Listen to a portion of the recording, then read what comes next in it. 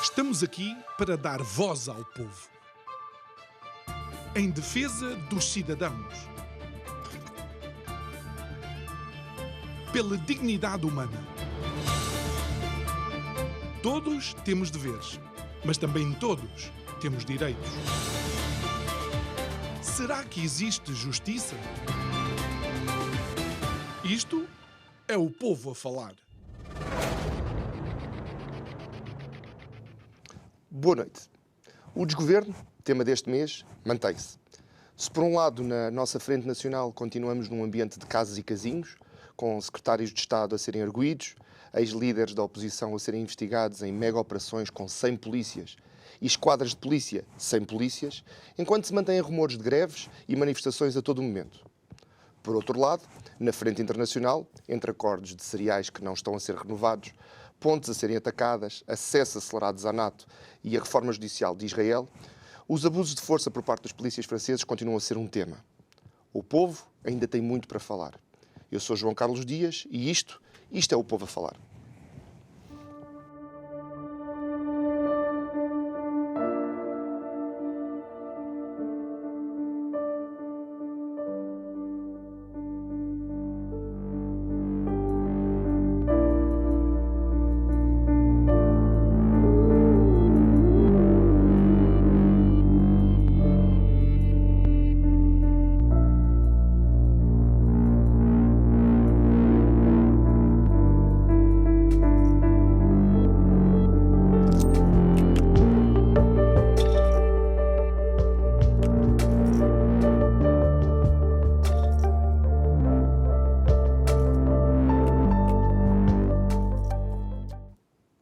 Quero dar as boas-vindas a todos os que nos estão a acompanhar via Curiacos TV, também através da Vida FM, na rádio.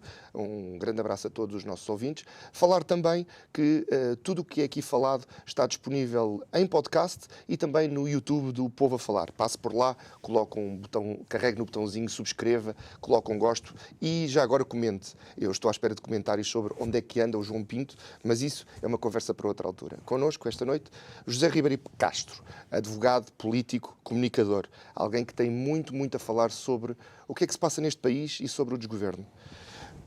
Caro Ribeiro Castro, eu tenho feito uma pergunta provocativa ou provocadora a todos os convidados desde que aqui estou. A sua é muito simples. O desgoverno é para continuar? Bom, aparentemente, em primeiro lugar, boa noite, João, e boa noite aos nossos telespectadores. Aparentemente, dir-se-á que sim, porque o traço mais característico deste ano é que estamos, num certo sentido, num pântano. Não é? Aquele pântano que António Guterres não quis quando se demitiu. Ele está aí e aparentemente para ficar, porque os portugueses votaram em 30 de janeiro do ano passado, atribuindo de uma forma não esperada a maioria absoluta ao Partido Socialista, basicamente porque queriam estabilidade e sentido de perspectiva. E não é isso que temos tido. O governo tem vindo a ser atravessado por crises consecutivas, autoinduzidas, portanto são coisas que vêm de dentro do próprio governo ou de dentro do Partido Socialista e das suas lutas pelo poder internas, à sucessão de António Costa, o que é de facto uma coisa surrealista, quer dizer, que um partido que tem a maioria absoluta, em lugar de responder ao país, se entretém com as suas questiúnculas e projeta isso na estabilidade política.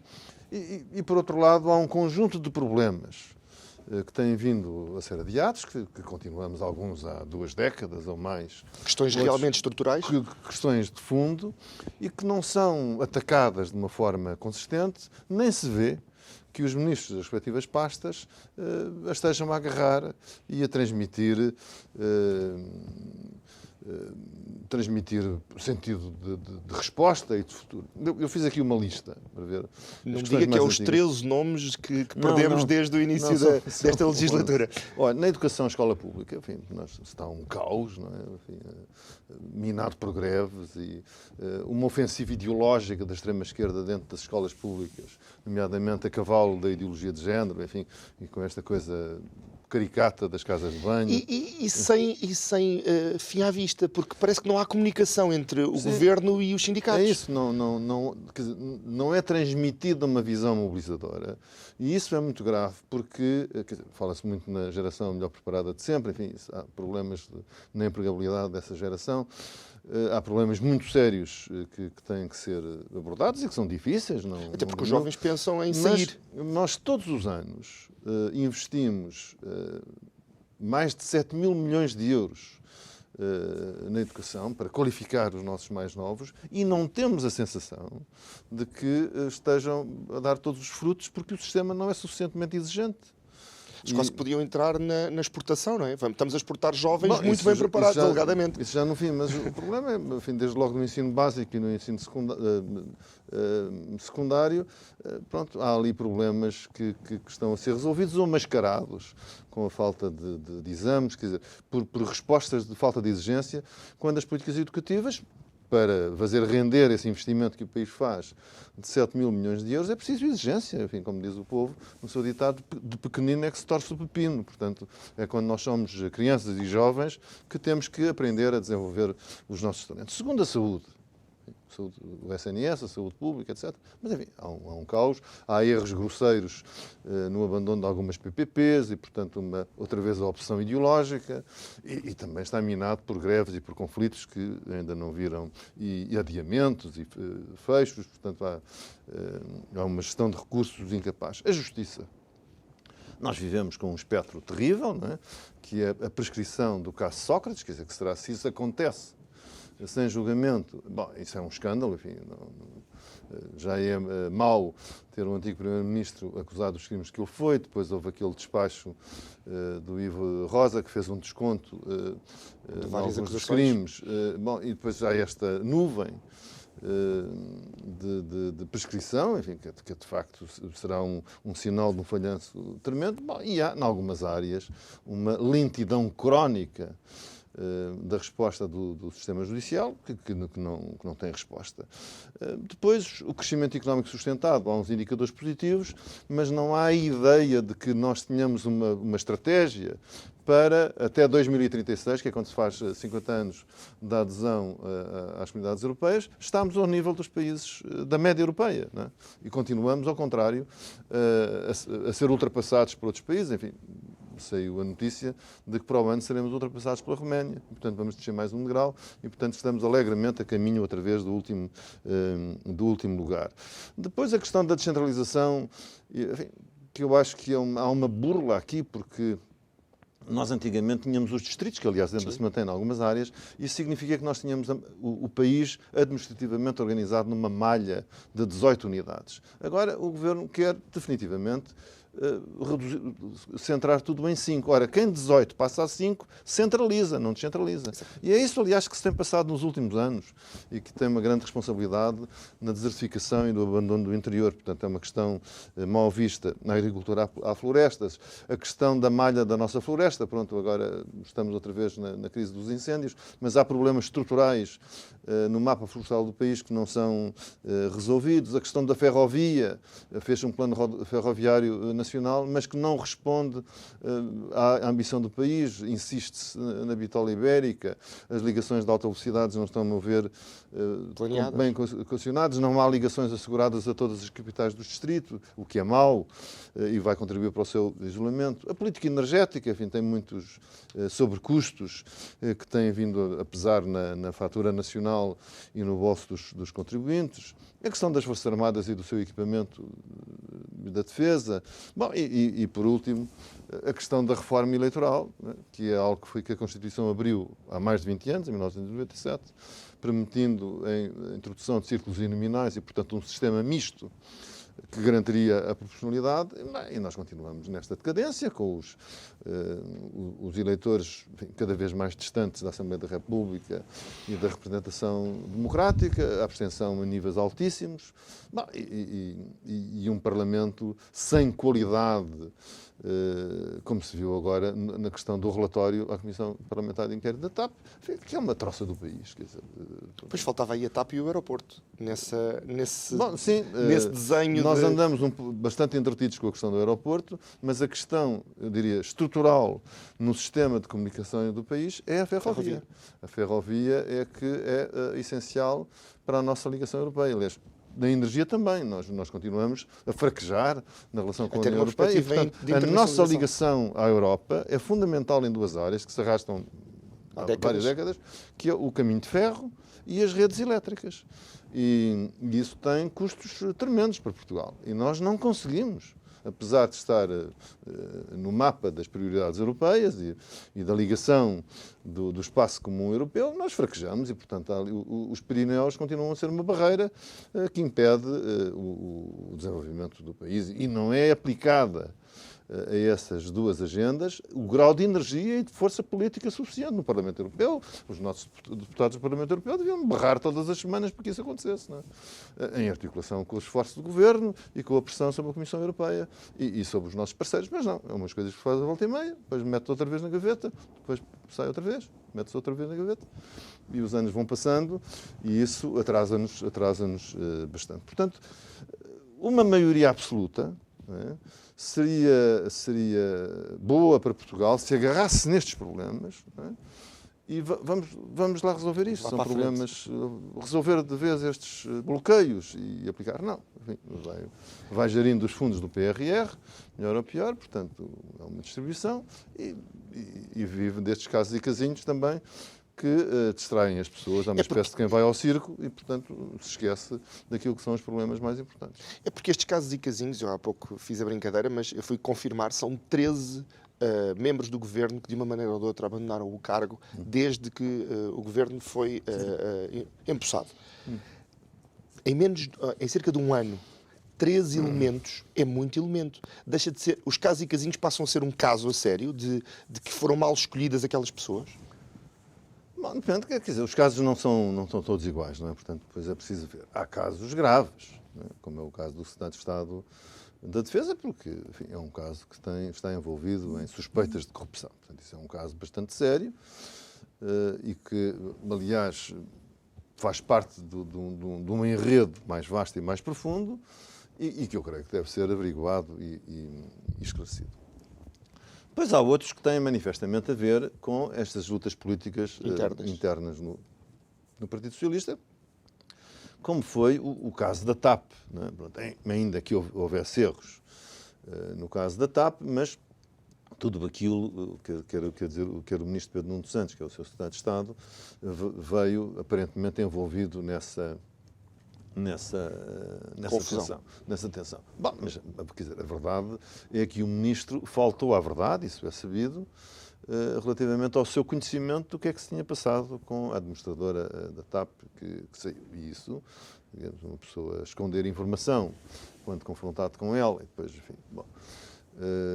Ainda queria sair por cima, dizendo que afinal já tinha dito, mas não tinha dito. Mas pronto, mas são casos, digamos, meramente políticos, não é? Portanto, há casos que têm uma densidade criminal? Eventualmente, pronto, portanto, envolvidas com essas suspeitas, outras são casos meramente políticos. Acho que um ou outro também terão saído por questões de conveniência. Mas mesmo os casos e casinhos, que são indiscutivelmente coisas importantes, eu chamo-lhe um bocadinho política burra. Não é? Porque vem estimular um debate político de pugilato, não é? Que amanhã, logo à noite, enfim, a Comissão Parlamentar de Inquérito foi sem dúvida o território, o ringue maior, mas não houve outros, não é? E sendo indiscutivelmente questões importantes e que têm que ser tratados, não podem servir de cobertor e que os problemas de fundo e da agenda do país não são tratados, porque o tempo está todo ocupado por isso. Não é? Portanto, a política inteligente é conseguir tratar disso e, portanto, condenar, obviamente, os excessos, a questão do computador, do adjunto do Ministro das Infraestruturas, enfim, quer dizer, são questões que têm a sua importância, merecem ser reprovados e condenados, mas não podem esconder estes temas. Estes é que têm que ocupar a agenda. O estado da educação, o estado da saúde, o estado das infraestruturas, a questão da ferrovia, a questão da descentralização e da regionalização. Vamos acabar com o abandono do interior ou vamos continuar o abandono do interior? Essa é a questão fundamental. Mas aí deixe-me colocar-lhe uma provocação. Outra vez. Eu pensava que era mais simpático que o João Nuno, mas eu também tenho provocações para fazer aos convidados. Sim, diga. Como é que se pode debater com um governo que como é que a oposição pode debater com um governo cujo seu ex-líder está a ser investigado e entram 100 polícias em várias sedes partidárias, são levados telemóveis, são investigados computadores? Não se cria um clima quase de pressão a roçar a ditadura? Porque quando se mete polícia política, Sim, quando se mete... O caso que eu chamo do assalto à casa do Dr. Rui Rio, e depois acompanhado de outras buscas a sedes do PSD, ou que parece, é um caso gravíssimo. Gravíssimo. Inclusivamente o Presidente da Assembleia... E creio que merecia que o Presidente da República e o Primeiro-Ministro chamassem a Sra. Procuradora-Geral da República para esclarecer algumas questões. Não são pressões, obviamente, que o sistema judiciário tem a sua independência, mas foram ultrapassadas linhas, algumas em repetição, não é a primeira vez, não é? Mas neste contexto isso tem uma gravidade extrema, que é a violação do segredo de justiça. Quer dizer, se o Ministério Público não é capaz de investigar e de punir aqueles que destroem o segredo de justiça no seu próprio seio ou na sua periferia imediata, então dificilmente conseguirão investigar outros crimes que não se passam na sua esfera. O que foi feito, que é uma busca à casa de um antigo dirigente político, ao que parece, iniciada ou tentando iniciar-se de madrugada, ao que parece. Ilegal. Não, ilegal não terá sido, porque algum juiz autorizou. Mas sim, teria que ser depois do nascer do sol, não é? Tecnicamente. Sim. Bom. E em que a televisão está lá antes de chegarem a Polícia Judiciária, isso é de uma gravidade extrema. Lá está, não é a primeira vez, mas estas coisas são gravíssimas. Primeiro, porque é uma violação dos direitos das pessoas, e depois porque fazem mal à justiça, porque este tipo de atuação das autoridades judiciárias cria uma sob-expectativa na opinião pública que há ali uma coisa gravíssima, aquilo que foram crimes extraordinários, ali são uns bandidos. São todos iguais. São todos iguais. Bom, e depois não dá nada, porque o caso, de facto, não tem nada. Há um desconhecimento completo do que é a legislação aplicável, no meu entender, no Ministério Público neste caso, ou do que é o sistema político. Bom. E de qual é o papel dos partidos políticos democráticos que são financiados pelo Estado, para desenvolverem as suas atividades e têm, obviamente, liberdade de funcionamento. O próprio Tribunal Constitucional, às vezes, quando se fazem queixas internas, como estes casos do Chega, enfim, ou outros partidos, que vão ao Tribunal Constitucional, ele aplica um princípio que se chama de princípio da intervenção mínima. E é o Tribunal Constitucional. O último grau da justiça. E, portanto, porque percebe que se entra dentro do funcionamento do sistema dos partidos políticos, cada um deles, estamos a lesar a liberdade política das pessoas e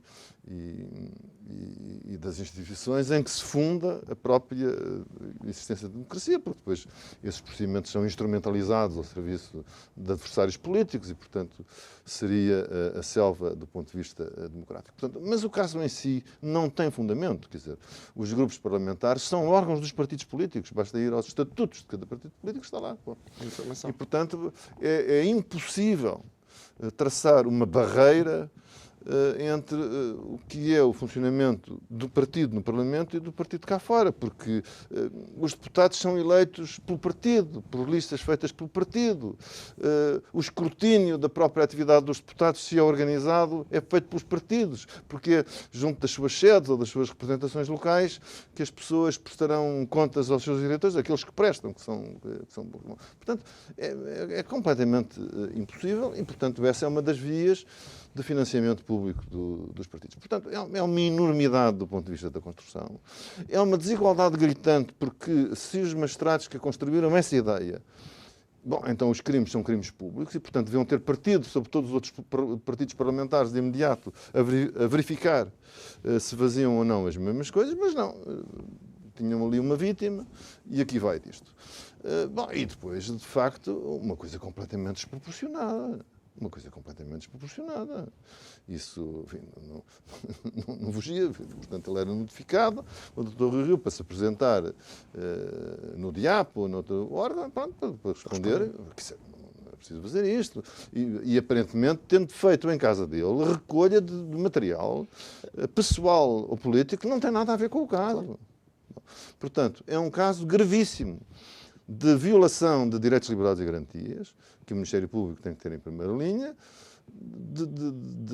de enxovalho ao segredo de justiça e, portanto, à respeitabilidade do sistema judicial. Isto é fundamental porque nós autorizamos as autoridades judiciais a exercerem poderes extraordinários, vigiarem o meu telemóvel, escutarem, ser objeto de escutas, penetrarem o correio eletrónico. Quer dizer, nós autorizamos isso porque isso é essencial para a nossa própria defesa, para a nossa própria segurança.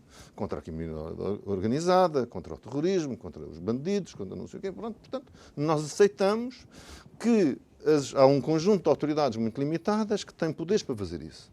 Agora, isso não é para os jornais estarem a escutar-nos ou para toda a gente estar a verificar-nos. Quer dizer, isso não. Isso é outra coisa. Portanto, o Ministério Público tem que velar que os poderes extraordinários de investigação que tem, e bem, são usados exclusivamente por si e na salvaguarda dos direitos das pessoas. Senão, um dia alguém vai acabar com isto tudo e nós vamos ficar todos mais fracos. Eu agora tenho um recadinho para dar.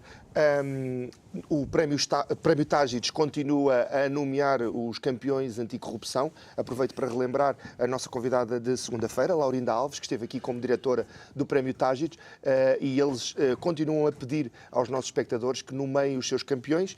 Agradeço também a todos os que nos acompanham nas redes sociais e mandam comentários. Muitos deles a perguntar onde é que está o João, mas pronto, também podem perguntar coisas sobre mim.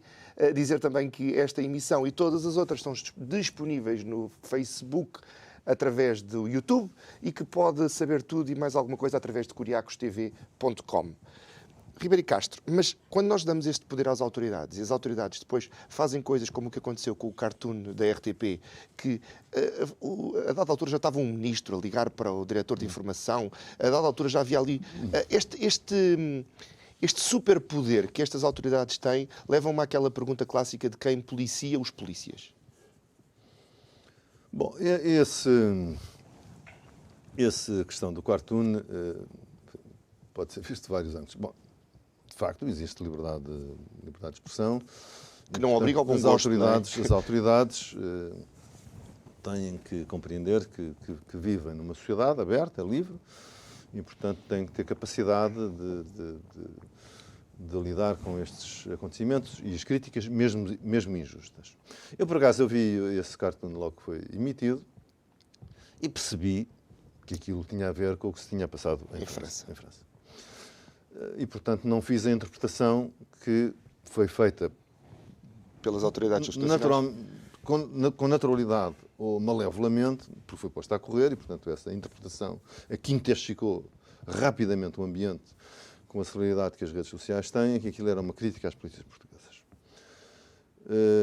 E é isso que desencadeia... Já viste?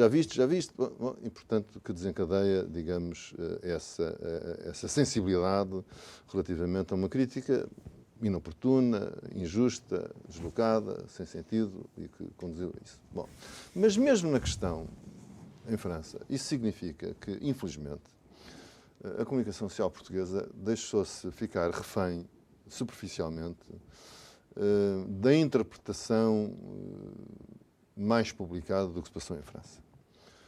Em França há um problema muito sério de integração, que tem várias manifestações, e há alguns casos de violência policial dirigida que têm gerado, aliás, não só preocupações a nível nacional, mas também internacional.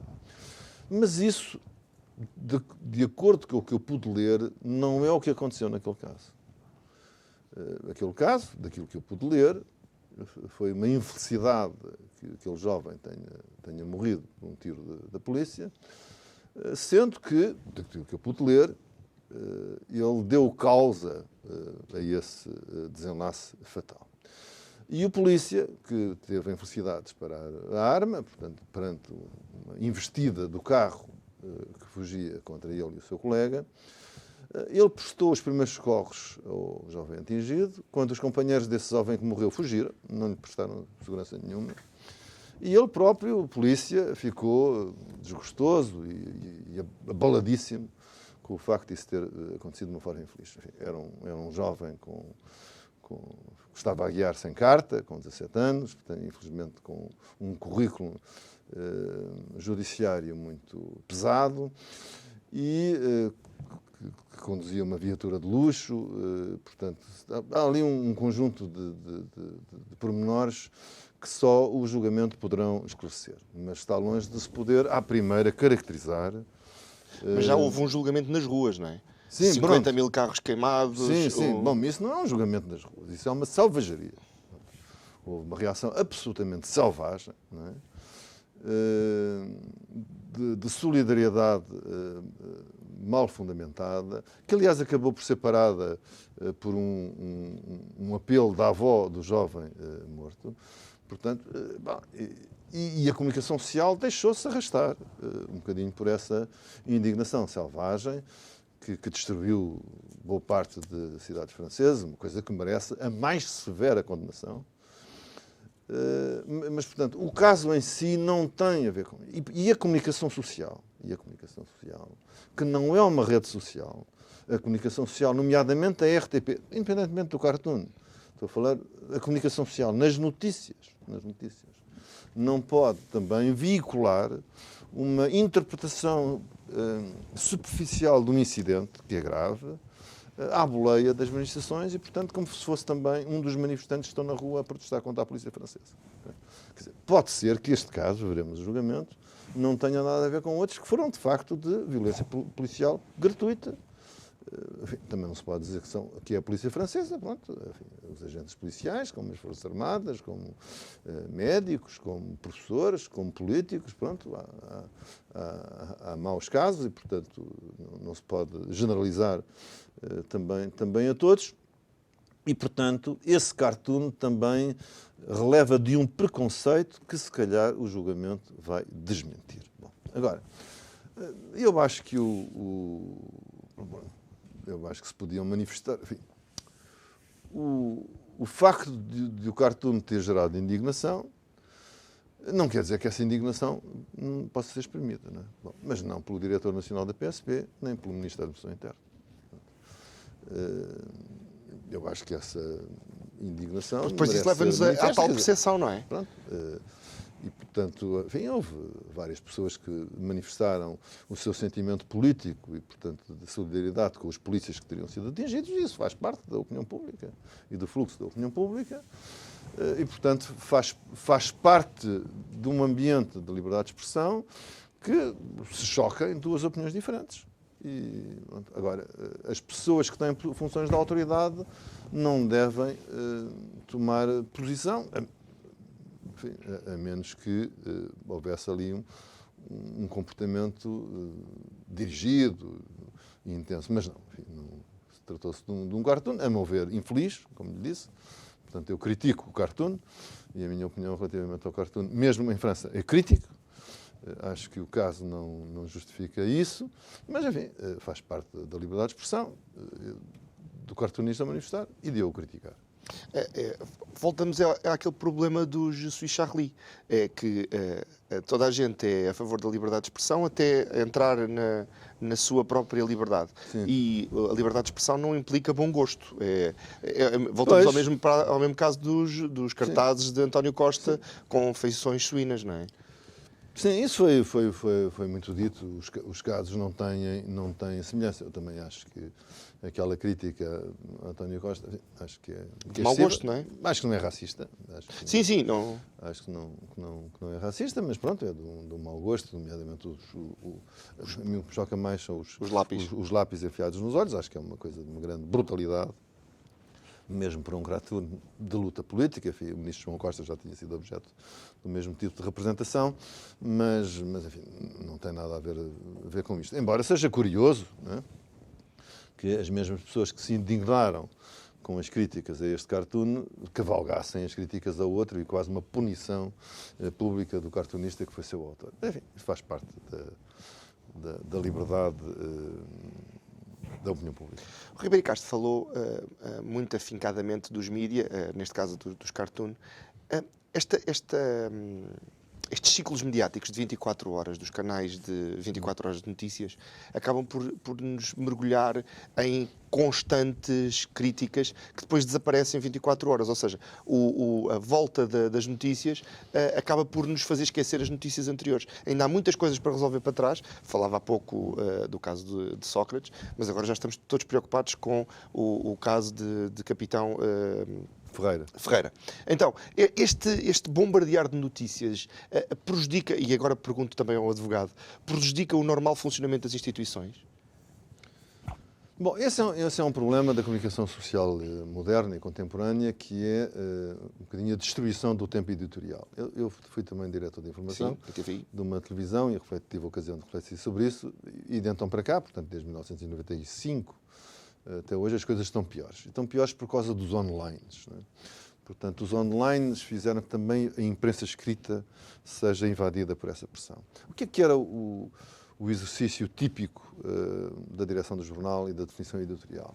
Era um exercício que se fazia a um determinado tempo do dia, em que o diretor reunia com os editores, viam qual era a agenda, escolhiam os temas e depois havia as cerimónias de fecho. Portanto, havia uma hora em que essas coisas tomavam. Bom, quando vem a rádio, deixa de ser um pouco assim, nomeadamente com os noticiários de meia hora. Não é? Portanto, a informação está em contínuo. E é mais difícil editar coisas que estão em contínuo. Isso aconteceu também com a televisão por cabo. Bom, e agora com os online, com os alertas e não sei o quê. Bom, portanto, isso prejudica muito a capacidade de direção de um jornal, de uma rádio, de uma televisão, porque a rua é a selva. Quer dizer, a rua... Eu, quando vou editar um acontecimento em direto, já aquilo vai numa velocidade desenfreada e eu tenho capacidade, tenho dificuldade em... Portanto, eu não dá tempo à verificação dos dados, não é? Sim. E, portanto, é mais difícil. Isso é um trabalho que cada diretor e os seus editores devem refletir qual é a agenda que quer prosseguir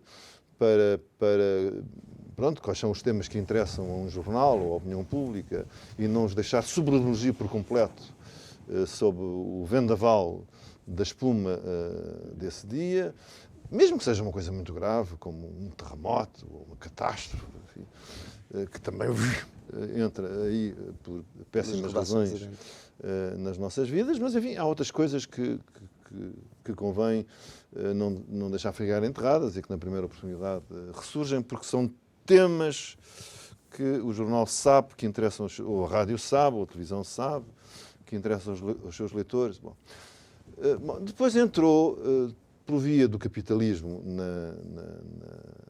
do capital, nas empresas jornalistas, e que é esta coisa dos conteúdos.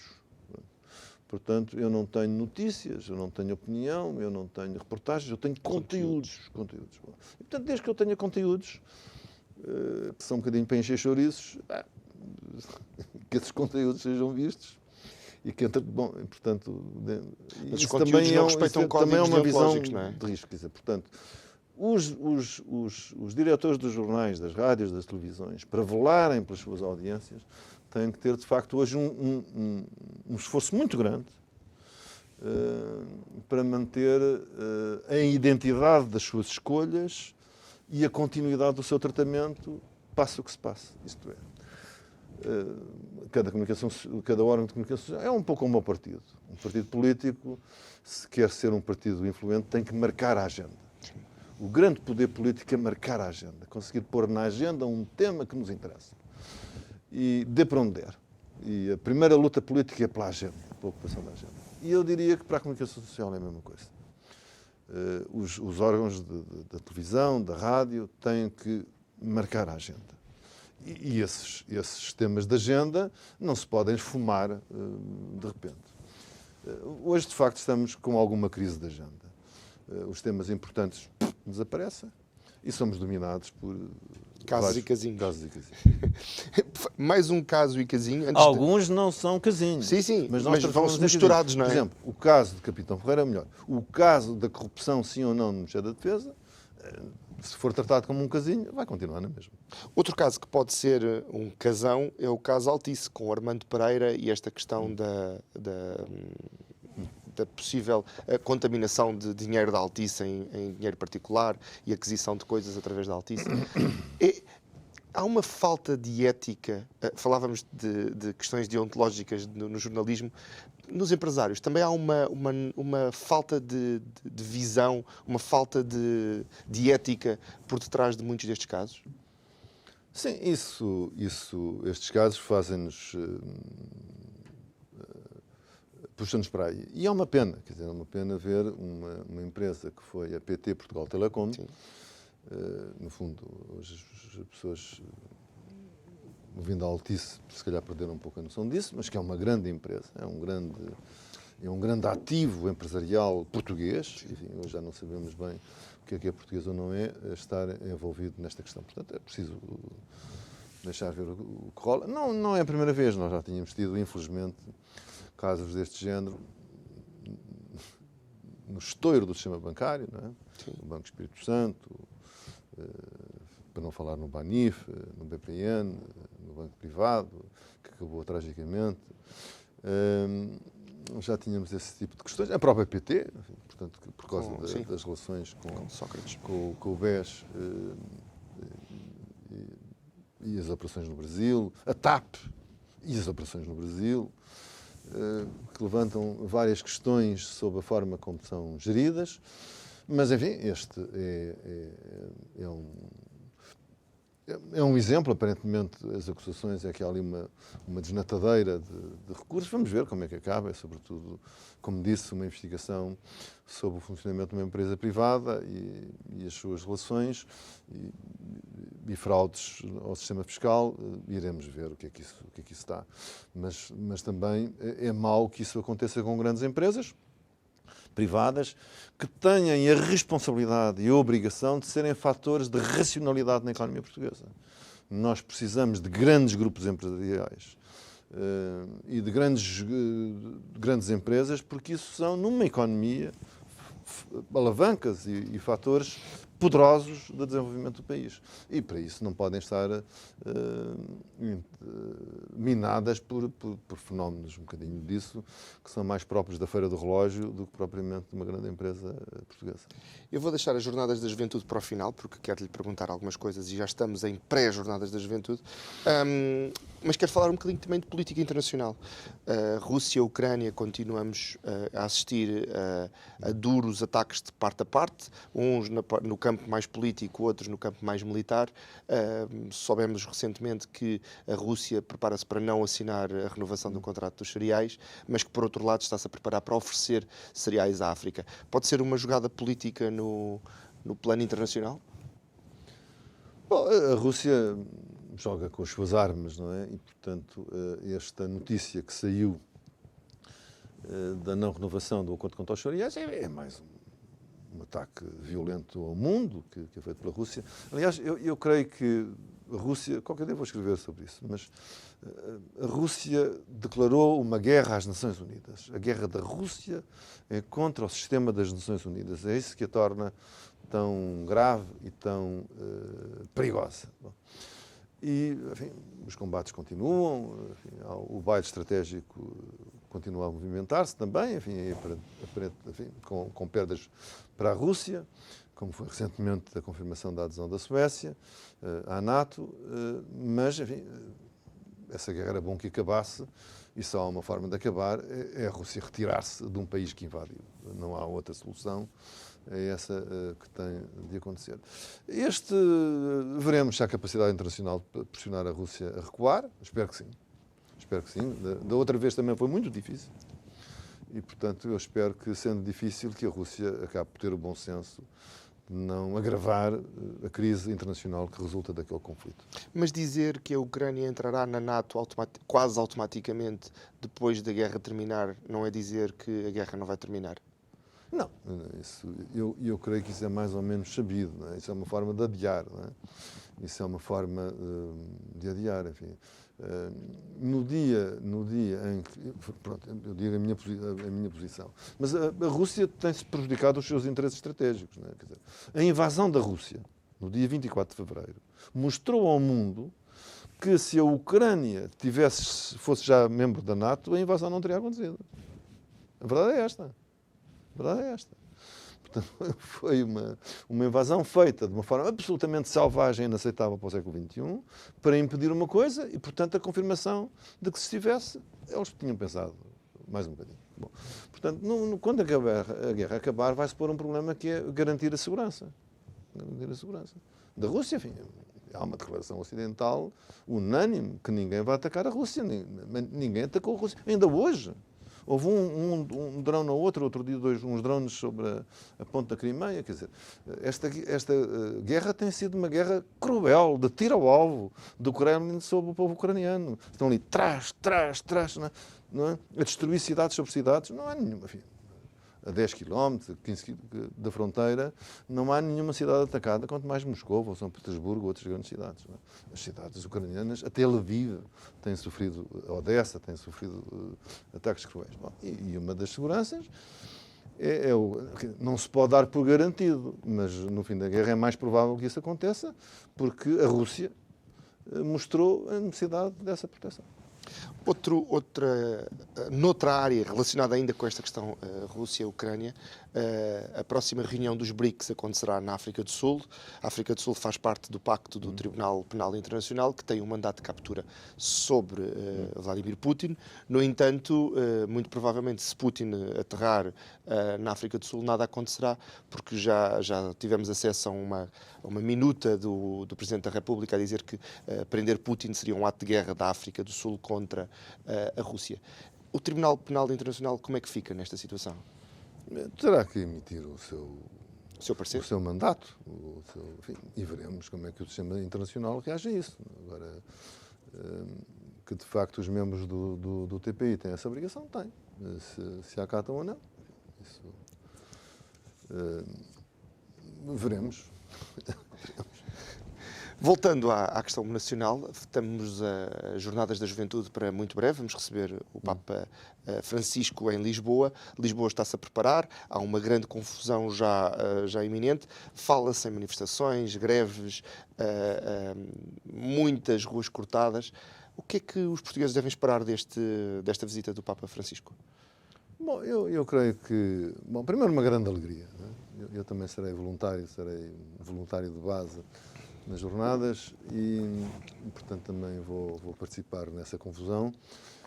Mas, sobretudo, é uma grande alegria, uma grande inspiração e eu espero que ela sobreleve todas essas contrariedades. Eu acho que era bom que os promotores das greves não criassem dificuldades, portanto, é evidente que a presença de centenas de milhares, porventura mais de 1 milhão de pessoas na cidade de Lisboa cria uma pressão enorme sobre a logística instalada e sobre as infraestruturas.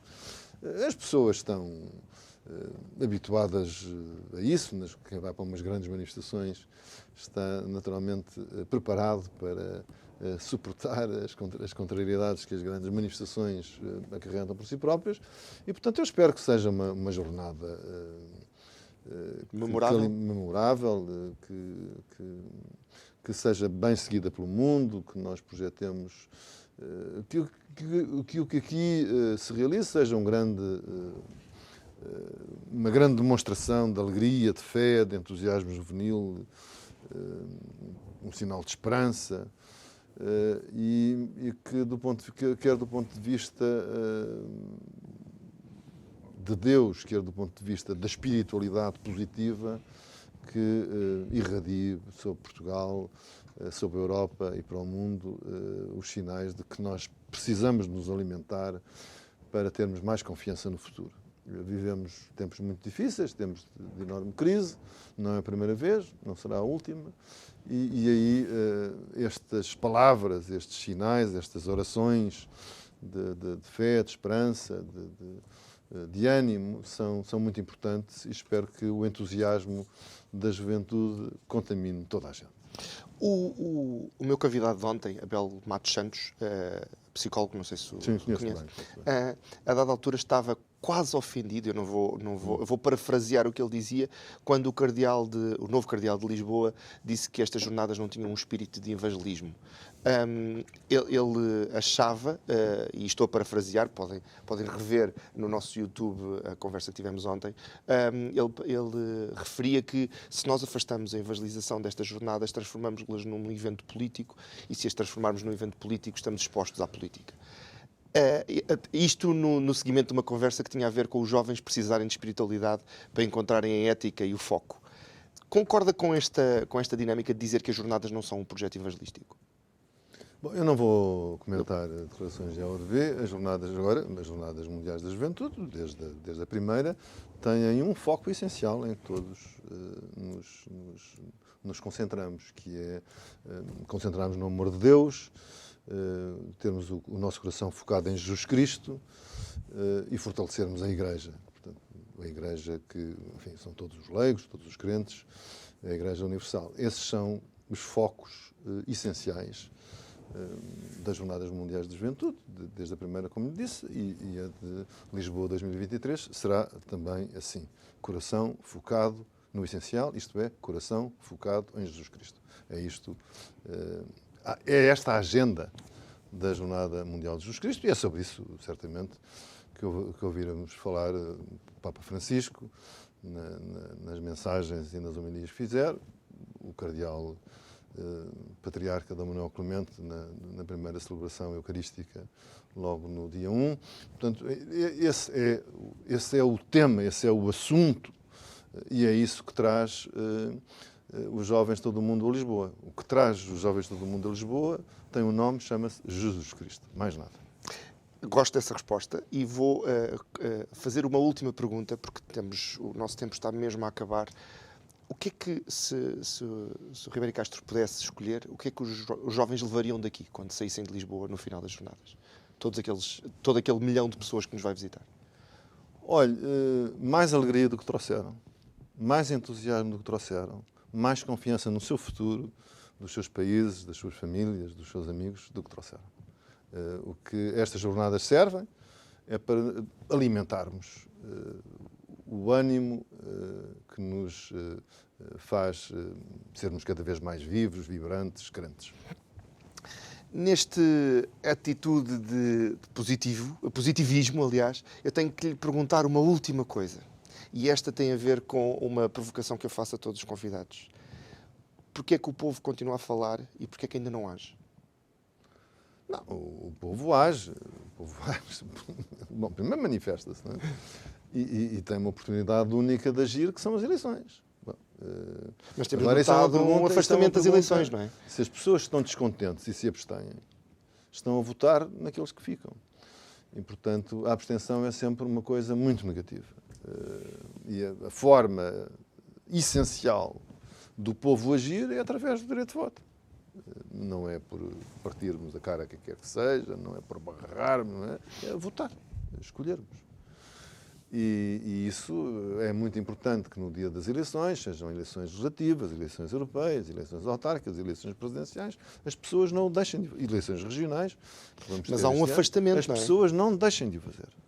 E, portanto, combatam dentro de si próprias esse afastamento. Bom, eu defendo, como é sabido, uma reforma eleitoral para a Assembleia da República que melhoraria a relação com o povo, com a representação, e, portanto, combateria a abstenção, mas as pessoas têm que combater a abstenção dentro de si e das escolhas que existem, escolherem a menos pior, a melhor ou, no mínimo, menos pior. E, portanto, essa é a forma do povo agir. E, portanto, é isso que temos que dizer, sempre. Vote. O voto é a arma do povo, como se dizia nos primeiros anos a seguir ao 25 de Abril. O voto é a arma do povo. E é isso que temos que fazer. Portanto, já sabe, comece a agir em vez de apenas falar. Comece a agir desde já carregando no botão subscrever na nova página do YouTube do Povo a Falar. Veja ou reveja alguns dos nossos convidados, comente e, se quiser, até pode criticar. Siga-nos também nas redes sociais e volte amanhã, seja aqui na Curiacos TV, seja na Vida FM, em 97.1, porque estaremos de volta com um convidado que vou tentar que seja tão bom como Ribeiro Castro. Até amanhã.